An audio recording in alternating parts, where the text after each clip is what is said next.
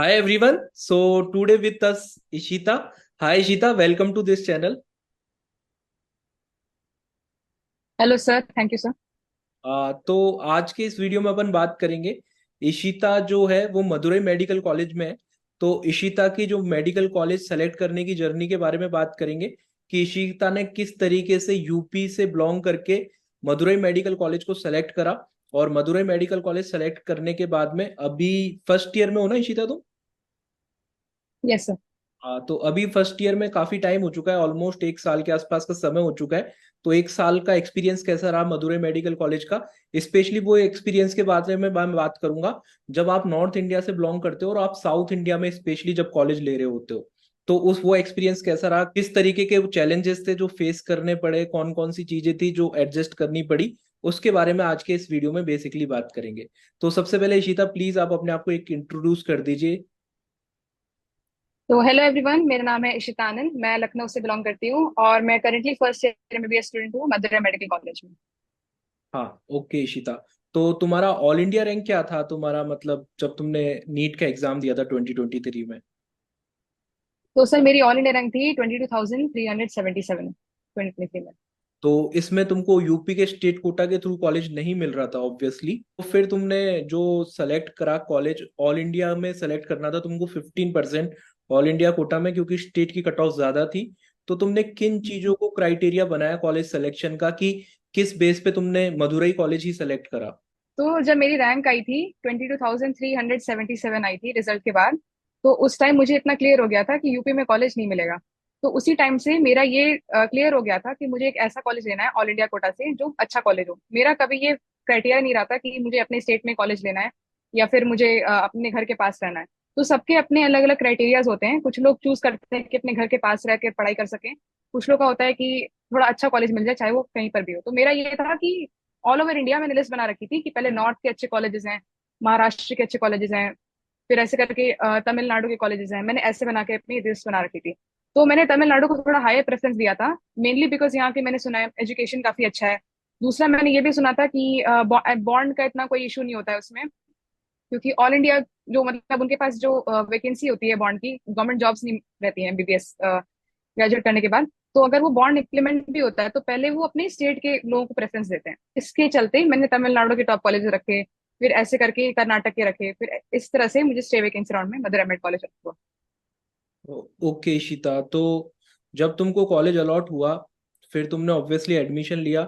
तो स्टार्टिंग में एडजस्ट होने में प्रॉब्लम आई वहां पे? एकदम से कल्चर डिफरेंस आ जाता है जब तुम नॉर्थ से बिल्कुल साउथ में चले जाते हो, तो प्रॉब्लम आई? सर मेरा तो था कि जिस दिन मेरा एडमिशन हुआ था उसी दिन मतलब अचानक से एक होता है ना, क्योंकि मैं पूरे टाइम घर पे रही थी, अपने लखनऊ में रही थी। हर तरफ लोग तमिल बोल रहे हैं, एडमिशन में भी तमिल में हो रहा है उस दिन। तो जिस दिन मेरा एडमिशन हुआ था उस दिन मुझे काफी मतलब नेगेटिव सा फील हो गया कि यहाँ पे मैं कैसे एडजस्ट कर पाऊंगी। कोई मतलब मुझे समझ नहीं आ रहा है, लोग तमिल बोल रहे हैं, मेरे पल्ले नहीं पड़ रही है भाषा। तो उसके बाद क्या हुआ कि धीरे धीरे एक महीने में मतलब मैंने एडजस्ट कर लिया। फिर यहाँ पे मतलब थोड़े नॉर्थ इंडियन बैचमेट्स भी मिल गए। फिर बाकी मतलब तमिल जो लोग हैं काफी वेलकमिंग थे, मतलब मुझे ऐसा बिल्कुल फील नहीं हुआ। शुरू शुरू में आपको लगेगा बहुत लेफ्ट आउट लगेगा, लेकिन बाद में धीरे धीरे आप सीखोगे, फिर वो लैंग्वेज नॉर्मलाइज जाएगी। पहले आपको लगेगा कि क्या है, क्यों लोग बोल रहे हैं। तमिल में टीचर्स भी पढ़ाते हैं तो काफी टीचर्स हैं जो तमिल में बोलेंगे, आपके बैचमेट्स आपस में तमिल में बात कर रहे हैं, उनका अपना स्लैंग है, कल्चर है। वो धीरे धीरे लेकिन नॉर्मलाइज हो जाएगा। आप एडजस्ट हो जाओगे और आप उसको सीखते जाओगे। आपको लेकिन एफर्ट डाल लेंगे थोड़े, तो आप कर लोगे उसको। तो लैंग्वेज बैरियर मतलब कॉलेज में स्टडी के लेवल पे भी है या फिर सिर्फ मतलब जो साथ में जो बैचमेट्स हैं वो ही तमिल में बात करते हैं? क्योंकि जो नॉर्मल स्टडीज होती है एमबीबीएस की वो तो इंग्लिश में होती है, तो क्या टीचर्स भी वहाँ पे तमिल में पढ़ा रहे होते हैं? सर ऐसा है यहाँ पे कि बैचमेट्स तो चलो वो आपस में बात करेंगे। टीचर्स मोस्टली क्या होता है, टीचर्स पे डिपेंड करता है। कुछ टीचर्स प्योर इंग्लिश में पढ़ाएंगे आपको, कुछ टीचर्स होंगे वो जो इंग्लिश तमिल मिक्स पढ़ाएंगे, कुछ टीचर्स प्योर तमिल में पढ़ाएंगे। तो ऐसा भी होता है यहाँ पे। तो लेकिन वो क्या होता है ना, क्योंकि वो मेन वर्ड्स जो होता है, कंटेक्स्ट जो आपका होता है, एमबीबीएस की पढ़ाई होती है वो अल्टीमेटली इंग्लिश में भी होती है। वो धीरे धीरे करके आप समझ जाओगे। टीचर्स जो केवल तमिल में पढ़ाते हैं तो आप उसको फिर आपको समझ आने लगेगा कि टीचर क्या बोल रहे हैं। लेकिन फिर वही है, आपको अपनी तरफ से थोड़े एफर्ट्स डालने पड़ेंगे समझने के लिए कि वो क्या बोलना चाह रहा है इंसान। लेकिन वैसे लैंग्वेज सीखने में लोग काफी कोऑपरेटिव है। अगर आप थोड़ा भी एफर्ट्स डालेंगे तो लोग आपको बताएंगे कि हाँ इसका मतलब ये होता है। ओके। तो सबसे जो मेन दिक्कत आती है, जो सबसे मेन प्रॉब्लम है नॉर्थ इंडिया से साउथ इंडिया जाने के बाद, वो है फूड की प्रॉब्लम। तुम तो वैसे ही लखनऊ से हो, नवाबों का शहर, तो वहाँ पे तो फूड की कल्चर बहुत ही हेल्दी कल्चर है, डिफरेंट तरीके का फूड वहाँ पे मिलता है। तो जब लखनऊ से जब शिफ्ट हुए मदुरई, तो वो फूड का जो बैरियर था वो कितना बड़ा बैरियर था, और क्या प्रॉब्लम आई इनिशियल, और अब क्या प्रॉब्लम आ रही है? क्या उसमें एडजस्टमेंट हो पाया, नहीं हो पाया? क्या है वो एक्सपीरियंस, वो बताओ। हाँ तो सर यहाँ पे एक्चुअली क्या है कि फूड में क्या है कि मोस्टली आपको साउथ इंडियन फूड मिलेगा, जैसे डोसा रहेगा, इडली रहेगा, सांभर रहेगा, ये सब आपका रहेगा। लेकिन बीच में हफ्ते में एक बार वो आपको छोला दे देते हैं, पूड़ी दे देते हैं, और छोला भटूरा रहता है। ये हफ्ते में एक दिन मंडे को वो रोटी भी दे देते हैं। तो ऐसा सच नहीं होती। शुरू शुरू में मुझे बहुत प्रॉब्लम हुई थी, क्योंकि मतलब एकदम अचानक से आप फूड अपना चेंज कर रहे हो। तो मेरा ये रहा है नेचर, मैं इतना ज्यादा पिकी नहीं हूँ फूड के मामले में कि मतलब ये दे दी जाए तो बिल्कुल ना खा पाऊँ। तो उस हिसाब से मैंने एडजस्ट कर लिया था। बाकी अगर आपको ऐसा इशू हो रहा है कि आप नहीं एडजस्ट कर पा रहे हो, तो यहाँ पे मतलब मदुरई में काफी फूड जॉइंट्स है, पंजाबी ढाबा है यहाँ पे। तो वहाँ पे आपको नॉर्थ इंडियन फूड अच्छा खासा मिल जाता है। तो वैसे ऐसे मतलब ऐसा प्रॉब्लम नहीं आई मुझे। और शुरू शुरू में थी प्रॉब्लम, लेकिन फिर बाद में मैंने एडजस्ट कर लिया। और खाने में ऐसा हमारे में ऐसा खाना अच्छा है, तो आपको इतनी प्रॉब्लम नहीं आएगी। और थोड़ा छोला कभी कभी हफ्ते में एक दो बार आपको मिल जाएगा, नॉर्थ इंडियन खाना भी। तो इसमें क्या वेजिटेरियंस को ज्यादा प्रॉब्लम होती है as compared to non vegetarians? Vegetarians को डेफिनेटली ज्यादा होती है, क्योंकि नॉन वेज यहाँ पे ऑप्शन ज्यादा है। मतलब अगर आप देखेंगे तो नॉन वेज लोगों के लिए मेस में भी बहुत तरह की वैरायटी है, वेजिटेरियंस के लिए इतना ऑप्शन है नहीं। आपके लिए मतलब सांबर रहेगी, दाल रहेगा, और वेजिटेरियंस के लिए इतने ऑप्शन नहीं, कॉलीफ्लावर दे देंगे वो आपको। और मेनली लेकिन जो आपका मील रहेगा वो सांबर रहेगा, और राइस यहाँ पे बहुत खाते हैं, तो लंच में एवरीडे आपको राइस मिलेगा। और रात में आपको डोसा मिलेगा, कभी डिफरेंट टाइप के डोसा होते हैं वो आपको देंगे रात में। ठीक है।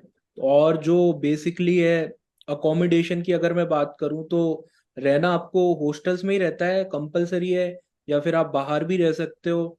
और ज्यादातर लोग जो है वो क्या प्रेफर करते हैं, स्पेशली जो ऑल इंडिया कोटा से कॉलेज ले रहे होते हैं, वो क्या प्रेफर करते हैं? एज सच यहाँ पे हमारी कोई रेस्ट्रिक्शन नहीं है, लेकिन ऑल इंडिया के जितने बच्चे हैं हमारे, जो नॉर्थ इंडियन सीनियर्स है, बैचमेट्स हैं, सब यहीं पे हॉस्टल में रहते हैं। तो हॉस्टल शुरू शुरू में थोड़ी आपको प्रॉब्लम होती है। एकोमोडेशन हॉस्टल्स मैं नहीं कहूंगी कि बहुत अच्छे हैं। हॉस्टल्स मतलब क्योंकि बहुत पुराने हैं तो उतने अच्छे नहीं है। लेकिन आप एडजस्ट हो जाते हो, मतलब काफी आपके असल में सब उसी चीज से गुजर रहे हैं। आपके बैचमेट्स हैं और भी नॉर्थ इंडियन लोग हैं, तो फिर एडजस्ट हो जाता है, इतनी प्रॉब्लम नहीं होती। हॉस्टल का जो रूम है वो कितने लोगों के लिए एक रूम होता है, मतलब कितने लोग रह रहे होते हैं फर्स्ट ईयर में एक रूम में? फर्स्ट फर्स्ट ईयर में तो मोस्टली थ्री थ्री लोग का 3 सीटर रूम है। कुछ कुछ लोग को डबल सीटर मिल चुका है, मतलब मिल रहा है, लेकिन ऐसे तो 3 सीटर होता है रूम। ठीक है। और जो लैंग्वेज बैरियर है, हालांकि अभी तुम्हारी क्लिनिकल पोस्टिंग स्टार्ट नहीं हुई होंगी फर्स्ट ईयर में, तो पर जो तुम्हारे सीनियर्स हैं वो, उनसे तुमको कुछ पता लगा होगा, स्पेशली जो ऑल इंडिया कोटा वाले हैं। तो जो लैंग्वेज बैरियर है पेशेंट लेवल पे, क्योंकि आपको पेशेंट अपनी प्रॉब्लम तमिल में बताएगा, तो वहाँ पे आपको शायद ज़्यादा प्रॉब्लमेटिक होगी, क्योंकि उसको तो इंग्लिश भी नहीं आ रही होती है, वो इंग्लिश में भी नहीं चीज़ें अपनी एक्सप्लेन कर पाता। तो वहाँ पे वो क्या प्रॉब्लम एग्जिस्ट करती है उस लेवल पे कि पेशेंट सिर्फ तमिल में बात कर रहे हैं तो समझ में नहीं आ रही चीजें? तो इसमें क्या है कि हम ऑब्वियसली, क्योंकि तमिलनाडु है, मदुरई एकदम मतलब पेरीफेरी वाला, थोड़ा पेरीफेरी नहीं लेकिन तमिल डोमिनेटेड एरिया है, तो यहाँ पे जो पेशेंट्स आपके आएंगे वो भी तमिल स्पीकिंग होंगे। तो यहाँ पर असल में क्या होता है कि वो तमिल बोलेंगे भी, और ऐसी एक्सेंट बोलेंगे कि काफी जो तमिलियंस हैं वो भी समझ नहीं पाते हैं कि क्या बोलते हैं। तो नॉर्थ इंडियंस को डेफिनेटली प्रॉब्लम यहाँ पे होती है, इस मामले में आपको डेफिनेटली प्रॉब्लम होगी। लेकिन हमारे जैसे नॉर्थ इंडियन सीनियर्स हैं, वो एक साल में 2 साल में उन्हें सीख सीख करके मतलब कॉन्वर्जेशन तमिल उनको आती है, तो वो पेशेंट की हिस्ट्री ले लेते हैं, थोड़ा समझ लेते हैं। जैसे पेन को वल्ली कहते हैं, तो वो समझ आएंगे कि पेन वल्ली है। फिर ऐसे मतलब थोड़ा आपको कंसर्न होता है, कास्टनोय मतलब टीबी होता है। फिर ऐसे आपको तमिल में जो डिजीजेस हैं वो आपको पता करना पड़ेगा कि उस डिजीज का क्या टर्म है तमिल में। फिर वैसे आप केस हिस्ट्री लेना सीख लोगे। लेकिन ऑब्वियसली क्योंकि जिस जिस जो आपका जिस लेवल से एक तमिल जो डॉक्टर है समझ पाएगा, तमिल मेडिकल स्टूडेंट समझ पाएगा तमिल पेशेंट को, आप उस लेवल पे से नहीं समझ पाओगे। लेकिन आप यूज टू हो जाओगे, एडजस्ट कर लोगे, और आपको इतनी प्रॉब्लम नहीं आएगी बाद में। सेकंड थर्ड ईयर तक आप एडजस्ट कर जाओगे। ओके इशिता, तो अगला जो पॉइंट है वो है ट्रांसपोर्टेशन का। तो ट्रांसपोर्टेशन के हिसाब से नियरेस्ट रेलवे स्टेशन या नियरेस्ट एयरपोर्ट कौन सा है तुम्हारे कॉलेज के पास में? तो सर मदुरई में ही है हमारा। अगर आपको जाना है फ्लाइट से, तो यहाँ पे आपको कनेक्टिंग फ्लाइट मिल जाती है। मदुरई से आप चेन्नई, चेन्नई टू लखनऊ जा सकते हैं, या फिर मदुरई टू बैंगलोर, बैंगलोर टू लखनऊ जा सकते हैं। तो कनेक्टिंग फ्लाइट से यहाँ पे आपका आप 6 घंटे में 7 घंटे में पहुंच जाओगे। आपको ट्रेन से जाना है तो मदुरई से चेन्नई की आप ट्रेन ले लीजिए, फिर चेन्नई से जयपुर है, चेन्नई से लखनऊ है। तो वैसा यहाँ पे है कि आप ट्रेन से, लेकिन यहाँ पे 2 दिन लगता है। अगर आपको ट्रेन से जाना है तो 2 दिन लगेगा यहाँ से अपने होम टाउन पहुंचने में। हाँ। और इसीलिए हम लोग छुट्टी के टाइम, अगर कम दिन की छुट्टी होती है तो हम प्रेफर करते हैं कि हम फ्लाइट से चले जाएं, क्योंकि वरना उसमें टाइम थोड़ा वेस्ट होता है। अगर लंबी छुट्टी मिल रही है तो हम ट्रेन का सफर कर सकते हैं। मतलब बेसिकली चेन्नई एक बार आप पहुंच गए तो फिर आपको वहाँ फ्लाइट और ट्रेन के मल्टीपल ऑप्शन मिल जाएंगे, क्योंकि चेन्नई तो एक बहुत बड़ा सिटी है। हम्म। तो मदुरई से चेन्नई हम्म। नॉर्मल कितना टाइम लगता है बस या ट्रेन से, अगर कोई ट्रेवल करना चाहे तो? नॉर्मल 8 आवर्स की डिस्टेंस है मदुरई और चेन्नई के बीच में। ट्रेन से जाएंगे आप या बस से जाएंगे, 8 आवर्स लगता है। ठीक है। इसके बाद में कुछ मिसकंसेप्शंस होते हैं, ऑल्दो मुझे तो पता है काफी टाइम से ऐसा कुछ होता नहीं है, पर फिर भी मैं तुमसे एक बार पूछना चाहूंगा, क्योंकि बहुत सारे लोग ये वीडियो देख रहे हैं कि मतलब कुछ बच्चे उस तरीके से सेफ फील नहीं करते आप जब अपने स्टेट से दूसरे स्टेट में जाते हो, और जब बिल्कुल ही कल्चर डिफरेंस हो वहां पे जाते हो, तो तुमको as a safety as a girl student कुछ कंसर्न फेस करना पड़ा कभी वहां जाके मदुरई? अभी तक तो मेरे साथ ऐसा कुछ रहा नहीं मुझे कि मुझे अनसेफ फील हुआ हो कि ऐसी बहुत जगह आपको देखने को मिलेगा, नॉर्थ साउथ के बीच में थोड़ा डिफरेंसेस रहेंगे, उसकी वजह से क्लैशेस होते हैं। लेकिन अभी तक तो मैंने पर्सनली ऐसा कुछ एक्सपीरियंस नहीं किया है, ना ही मेरे बैचमेट्स ने ऐसा कुछ एक्सपीरियंस किया है। लेकिन आपको ये बात बिल्कुल सही है कि आप काफी, अगर आप एडजस्ट करना आप नहीं जाना चाहते हो, कि आप इतने एक्सट्रोवर्ट नेचर नहीं आता, तो आप काफी लेफ्ट आउट फील कर सकते हो। क्योंकि यहाँ पे मेजोरिटी जो आपके जो फ्रेंड्स है, बैचमेट्स है, वो तमिलियंस होंगे और या फिर मलयाली होंगे। तो फिर उससे आपको थोड़ा लग जाएगा कि एकदम ये अलग कल्चर है, एकदम अलग लैंग्वेज है, और कभी कभी आपको इश्यूज फेस करने पड़ सकते हैं। लेकिन अभी तक मुझे सच फेस नहीं करना पड़ा है, तो उसके लिए मुझे कोई प्रॉब्लम हुई नहीं अभी तक। एक और क्वेश्चन मैं पूछना चाहूंगा, मतलब तुम्हारा एक क्वेश्चन और सही होता तो तुमको यूपी में कॉलेज मिल जाता। जो जौनपुर, मिर्जापुर, हरदोई, जो यूपी के लास्ट वाले कॉलेजेस हैं, वो तुमको डेफिनेटली मिल जाते। तो कोई लाइफ में गिल्ट है इस चीज का कि एक क्वेश्चन और सही रहता तो फिर यूपी में रहने का मौका मिलता? या फिर are you fine with this college की बेटर कॉलेज है उनसे, तो चाहे दूर मिला पर उनसे बेटर कॉलेज मिला? मेरा तो बिल्कुल नहीं था मन कि मैं जौनपुर या मिर्जापुर या वैसे कॉलेज में पढूं। मेरा शुरू से था कि मुझे अच्छे कॉलेज में पढ़ना है। तो मतलब उस बात का मुझे गिल्ट नहीं है। हाँ, ये गिल्ट तो रहता है कि ओएमआर में ये गलती ना की होती, इतने नंबर आ गए होते तो उससे अच्छा कॉलेज मिल गया होता, ऑल इंडिया में मिल गया होता। तो वो कभी कभी रहता है, लेकिन एज सच मैं अपने कॉलेज से बहुत सेटिस्फाइड हूँ। और इस बात का मुझे गिल्ट नहीं है कि यूपी में मिलते भी तो अच्छे नहीं मिलते। तो और सबसे ज्यादा कौन सी चीज मतलब लगती है कि इतना दूर कॉलेज लेके जो चीज सबसे ज्यादा जिस चीज को मिस करती हो वो कौन सी चीज है? लगता है मैं जो चीज मिस कर रही हूँ अब, मतलब अभी वो यही है, अपना फैमिली टाइम जो मैंने अपने घर में टाइम स्पेंड किया था अपने पेरेंट्स के साथ, फैमिली के साथ। वो यहाँ पे थोड़ा सा है कि नहीं कर पा रही हूँ। लेकिन शुरू शुरू में ज्यादा लगता था, अब उतना नहीं लगता है, क्योंकि आप विद टाइम क्या होता है, वीडियो कॉल्स कर रहे हो अपने पेरेंट्स के साथ, फैमिली के साथ, फ्रेंड्स के साथ। तो फिर वो डिस्टेंस काफी कम हो जाती है। लेकिन बाहर, मतलब अपने स्टेट से बाहर इतना दूर कॉलेज लेना मेरे हिसाब से कैरेक्टर भी डेवलप करने के लिए बहुत इंपॉर्टेंट है, अच्छी बात है। आप नई चीज सीख रहे हो, नया लैंग्वेज है, नया कल्चर है, फूड है। तो ये आपको पॉजिटिवली, आप अगर इसको ले सकते हो तो आपको डेफिनेटली एक ऐसा कॉलेज चुनना चाहिए जो अच्छा कॉलेज हो और आपके स्टेट से दूर हो। और काउंसलिंग जब तुम करा रहे थे, तो काउंसलिंग के टाइम में कहाँ पे आपने किन चीजों को फॉलो करा? बेसिकली काफी चीजें आपको पता नहीं होंगी, क्योंकि फर्स्ट एक्सपीरियंस था आपका 2023 में काउंसलिंग का। अभी तो तुमको काफी सारी नॉलेज होगी कि तुम औरों को भी बता सको, पर जब खुद की काउंसलिंग हो रही होगी तब इतनी ज्यादा नॉलेज ऑब्वियसली नहीं रही होगी। तो कुछ चीजें आपने ध्यान में रखी होगी, किन चीजों को आपने फॉलो करा, कहाँ पे आपने चीजें देखी, पूरा प्रोसीजर वगैरह ये सारा, मतलब जो कंफ्यूजिंग चीज है वो कहाँ पे आपने किस तरीके से उसको कॉप अप किया? अच्छा, तो मेरा क्या था, मेरा एक्चुअली 22 में फर्स्ट अटेम्प्ट था नीट का। तो मैं उस टाइम काउंसलिंग से मैंने काउंसलिंग में पार्टिसिपेट किया था, जस्ट टू सी कि कैसे काउंसलिंग वर्क करती है। तो उससे मुझे थोड़ा एक्सपीरियंस हो गया था कि 2023 में कैसे कॉलेजेस फिल करने होते हैं और कहाँ पर क्या कैसे। 2023 में हमारे थोड़े काउंसलिंग में भी थोड़े चेंजेस आ गए थे कि स्टे वैकेंसी नया मॉपअप राउंड बन गया था। तो मेरा इतना था कि 22 जब मेरी रैंक आ रही थी, मुझे थर्ड राउंड में कॉलेजेस मिल रहे थे, नॉर्थ ईस्ट के मिल रहे थे और आंध्र प्रदेश के मिल रहे थे। तो वो बहुत अच्छे कॉलेजेस नहीं थे। तो काउंसलिंग करते टाइम सबसे पहली बात आपको ये याद रखनी होती है कि आपको अपनी रैंक के हिसाब से देखना है। अगर आपकी रैंक है 22,000, 23,000, 24,000, तब तक आप श्योरिटी से आपको कॉलेज मिल जाएगा। इस साल का जो है कि 655 पे इस बार कट ऑफ शायद जाएगी, क्योंकि इस बार बहुत इन्फ्लेशन हुआ है उस हिसाब से। तो आपको इतना, अगर आपकी रैंक उससे नीचे है तो आप उतना होप्स मत बैठा के रखिएगा। और अगर आपको जैसे है कि आपको आपकी रैंक जैसे 15 के है, 16 के है, तो फर्स्ट राउंड सेकेंड राउंड तक आपको कॉलेज मिल जाएगा ठीक ठाक, तो आप ले लीजिए। और अगर आपको थर्ड राउंड जाना या फिर स्टे राउंड जाना है, मेरे को तो ये था कि मेरी रैंक पे, मैंने थोड़ा रिस्क लिया था कि मेरी रैंक पे स्टे वैकेंसी राउंड नहीं जाना चाहिए, क्योंकि वो बॉर्डर लाइन रैंक होती है। लेकिन मैंने काफी चीजें फैक्टर्स देखे थे कि फर्स्ट राउंड में यहाँ पे इतनी सीट अवेलेबल है ऑल इंडिया में, फिर यूपी में ऐसी है, सेकंड राउंड में ऐसा है, थर्ड राउंड में ऐसा है। तो उसका एक्सपीरियंस लेकर के मैंने सोचा था कि इतने रैंक तक कॉलेजेस मिल जाएंगे और ठीक ठाक कॉलेजेस मिल जाएंगे। तो इसीलिए मैंने स्टे वैकेंसी राउंड तक मैं गई थी, ताकि मुझे अच्छा कॉलेज मिल सके। और अभी जो लोग इस साल काउंसलिंग करा रहे हैं, उनको आप अपने एंड से क्या सजेशन देना चाहोगे कि मतलब किस तरीके से वो कराएं काउंसलिंग जिससे कि उनको बेस्ट पॉसिबल कॉलेज मिल पाए? हाँ, तो सबसे पहले आपको ये करना होगा, एक अच्छे से लिस्ट बना के रखनी है अपने रैंक पे आपको कौन से बेस्ट पॉसिबल कॉलेजेस मिल रहे हैं, उसके लिए आपको एक लिस्ट बना के तैयार रखनी है कि मुझे ये कॉलेज अलॉट हो सकता है। तो उस हिसाब से आपको देखना है कि आपको अपने रैंक पे बेस्ट कॉलेज कौन से राउंड में अलॉट हो रहा है, और उस राउंड में रिस्क कितना है जाने का। थर्ड राउंड तक रिस्क, जैसे जैसे आप लेटर राउंड्स में जाएंगे आपका रिस्क बढ़ता जाता है। तो आपको हिसाब से देखना है। बाकी जो सर का चैनल है, सर के चैनल पे भी सर ने बहुत सारा ऐसे ऐसी बहुत सारी वीडियोस डाल रखी हैं काउंसलिंग से रिलेटेड, कि आपको इस राउंड पे जाना चाहिए कि नहीं जाना चाहिए, कितनी सीट्स आ सकती हैं। तो मेरे को पर्सनली, एकदम सही से बोलूंगी, मुझे लास्ट ईयर बहुत हेल्प मिली थी सर के चैनल से भी, कि इस राउंड में ये कॉलेज मिल जाएगा या फिर इतनी सीट्स आ सकती हैं, तो इतने रैंक के लोग जा सकते हैं इस राउंड में। तो वो सब फैक्टर्स भी आपको कंसिडर करने होंगे, और बहुत ही वाइजली आपको काउंसलिंग का गेम है वो खेलना है। ये काउंसलिंग नीट से ज्यादा डिफिकल्ट गेम है। अगर आप इसको सही से खेल गए तो आपको सही कॉलेज मिल जाएगा। और इसीलिए आपको इन बातों का ध्यान रखना है। और बिल्कुल भी रिस्क मत लेना, मतलब अगर आप अफोर्ड कर सकते हो रिस्क लेना तभी लेना।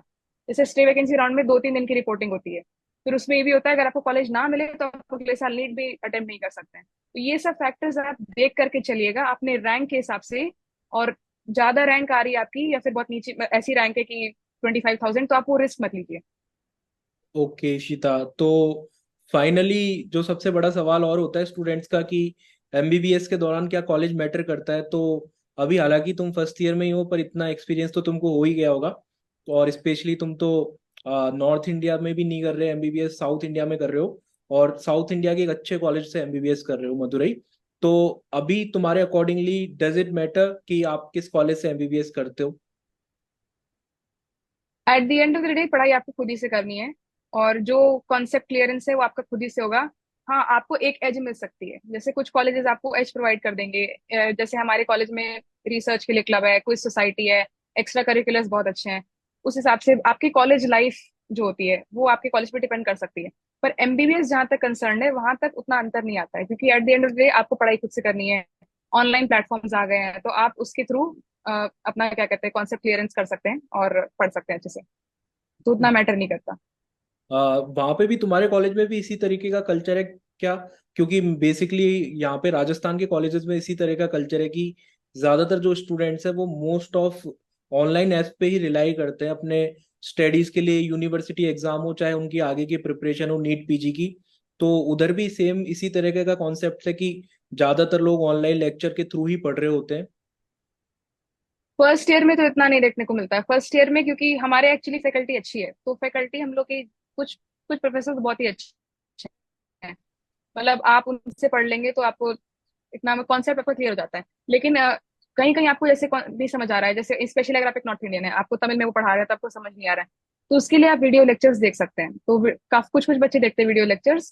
फर्स्ट ईयर में कोई ऐसा सच ऐप नहीं लेता है, सेकेंड ईयर से लोग लेना स्टार्ट करते हैं पीजी प्रिपरेशन के लिए। मैरो हो गया, प्रेपलैडर हो गया, तो उसका कल्चर यहाँ पर भी है उस तरह से। और इसके अलावा जो कॉलेज में एक्स्ट्रा करिकुलर एक्टिविटीज का जैसे तुमने बताया, तो स्पोर्ट्स की क्या फैसिलिटीज हैं? कॉलेज का फेस्ट कैसा होता है, किस तरीके का होता है, उसके बारे में थोड़ा बता दो।